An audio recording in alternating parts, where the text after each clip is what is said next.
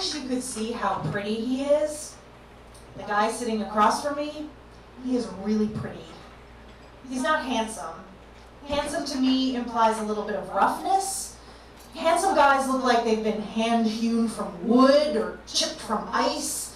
They're a little bit unfinished. There's room for error. This guy is smooth and glossy and pretty all over. I mean, his teeth alone, it boggles the mind. As a rule, I don't go for pretty. I'm not usually drawn to these fine, shiny specimens, but there is something exhilarating about being openly courted by a pretty man. I sit across the table from all that glossy hair, that skin, those eyes fringed with impossible lashes, and I feel like I'm getting away with something. Like, at any minute, a squad of pretty people are going to descend upon our table and whisk him away, shaking their pretty heads at me. So sorry, time's up. Back to the human world with you, average girl. He's the kind of pretty that you make exceptions for. Being here in this bar on this date with him is the first exception, but then come the other exceptions. Like, okay, he's not very smart, but he's pretty. Yeah, okay, he said he's thinking about joining the Libertarian Party, but he's pretty. Yes, okay, on our second date he quoted Sling Blade, where J.T. Walsh says that hairy arms on a woman means she probably has a big hairy bush. And while saying that, he reached out and stroked my arm hair, but he's pretty. He's really pretty.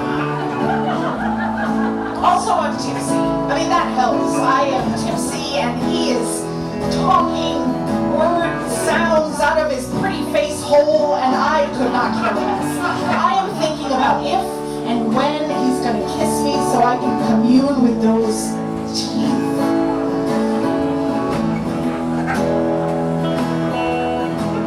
Pretty boys, I'd like to watch them talk with their pretty lips. I'd like to watch them walk. Those pretty words, they sound okay. And you can take my advice, girl, or you can learn the hard way. Those pretty boys, those pretty boys, those pretty boys don't mean the word they say. And that pretty boy,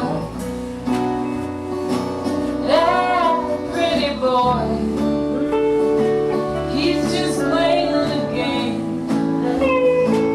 that pretty boys play. The bar we're sitting in, at the time we're sitting in it, is an old man bar.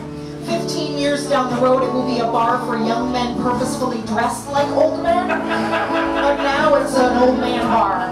An old German man bar, even, and you can still smoke in it, which he is doing.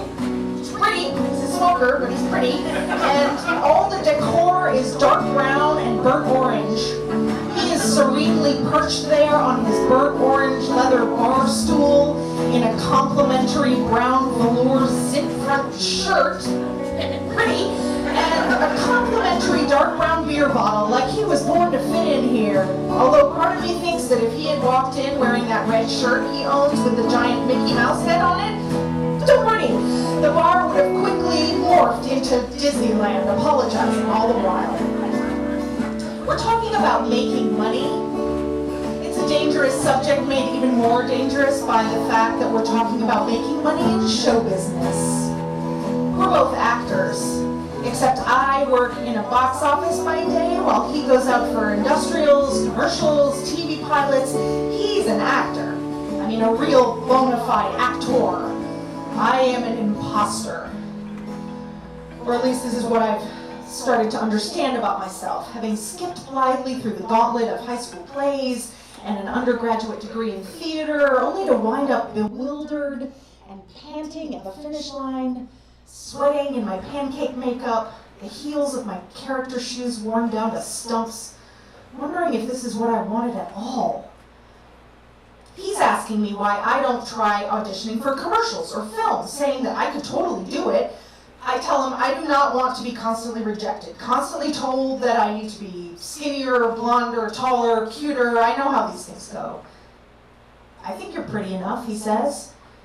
God help me, it's intoxicating to be told you're pretty by a pretty boy. I am addicted. I'm blushing. I tell him to stop. I probably fix my hair. You should try it, he says. I mean, you could make a lot of money. I made $5,000 last month for 3 hours of work. Really? I said, what was the gig? I was in one of those reenactment scenes on Jerry Springer, he says. I was a rapist.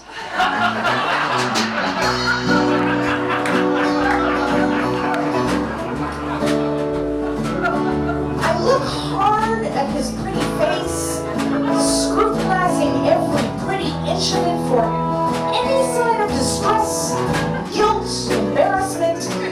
He looks back, a tranquil pond, a satin sheet, a bowl of uneaten pudding. Are you serious, I say? Sure, he says, and shrugs.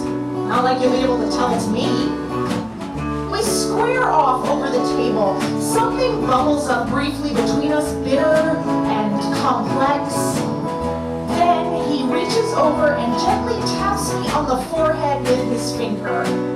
$5,000, he says, and smiles. Oh, fuck those teeth.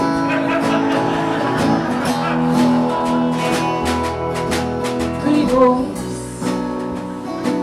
those pretty boys, those pretty boys don't mean a word they say. That pretty boy, that pretty boy, he's just playing a game that pretty boys play. We're on his couch, and he's managed to get my shirt off. This is not exactly how I wanted it to go. In my version, I get his shirt off first, and I spend a good 20-30 minutes in deep contemplation of his hairless chest. Not to mention that now that I'm here, there's this dry little voice in my head saying, do you really want to be making out with a guy who reenacted a rape on Jerry Springer? Here I am faced with the latest exception in that lengthening queue of exceptions I have made. Yes, pretty boy, go ahead, peel the shirt off my body and lay me down on your stripy velour couch. Yes, slide that brown velour zip front shirt against my bare skin. And what is going on with all the velour? Lying here, shirtless, loose-fleshed, his pretty face hovering over me, I am feeling seriously tested. My brain is jungle gymming from thought to thought faster than I can keep up. If he thinks I'm gonna starve myself or bleach my hair to star in some insipid fast food commercial, he has got another thing coming. Oh God, I shouldn't have worn this frumpy cotton bra. When he said that thing about girls with hair on their arms, was he saying that I should shave my arm hair? Do people shave their arm hair? Oh, I still cannot believe he doesn't know who Antonin Artaud is. But exceptions have been made, and exceptions have been made, and now my bare clavicle is being nuzzled, so fuck it, fine. Well, this is happening, and I'm owning it. Maybe we all need this moment, where the shirt comes off, the standards go down, the compromise is made and embraced without a lot of self-censure.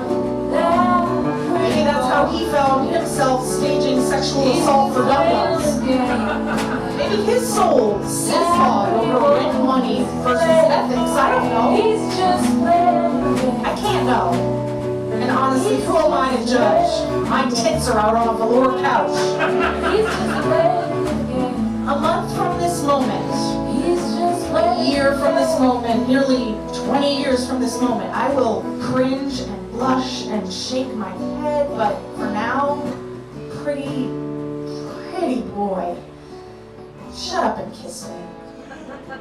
Oh, no, seriously. seriously, please, shut up. Those pretty boys, those pretty boys, those pretty boys don't mean